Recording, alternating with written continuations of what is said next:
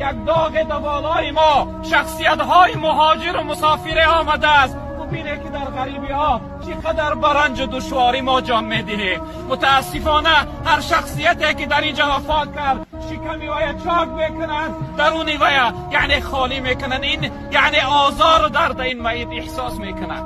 خیلی یعنی داغی سخت است.